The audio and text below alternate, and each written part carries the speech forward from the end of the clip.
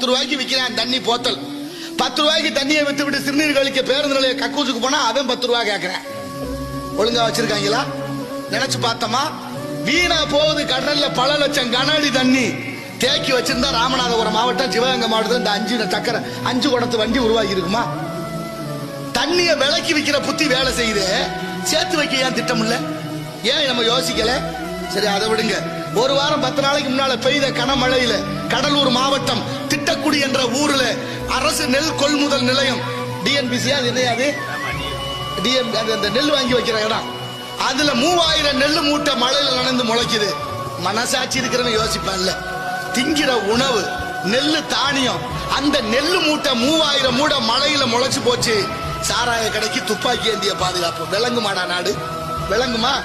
மது நாட்டுக்கு வீட்டுக்கு உயிருக்கு கேடுன்னு அரசாங்கம் எழுதி வச்சு விக்குது. டாஸ்மாக்னா என்ன அர்த்தம்? நுகர்பொருள் வாணிப கழகம்னு அர்த்தம். டாஸ்மாக்னா தமிழ்ல நுகர்பொருள் வாணிப கழகம். அங்க அரிசி பருப்பு உணவுப் பொருள் விற்கணும், அரசாங்கமே சாராயம் விக்குது. யாரு கேட்க முடியும்? முடியவே முடியாது. அதே அரசாங்கம் இன்னொரு விளம்பரம் பண்ணுது, இளைஞர்களே போதையின் பாதையில் போகாதீர்கள். நீங்க எல்லாம் போதையின் பாதையில் போறது எனக்கு மனசு தாங்கல. எவனும் செத்தவாடும் இல்லை. குடிச்சு குடிச்சு நம்ம பிள்ளையே தான் சாகுதுங்க. எத்தனை பெண்கள் தாலி எடுத்திருக்கிறார்கள்? மனசாட்சியோட சிந்திச்சு பார்த்தோமா?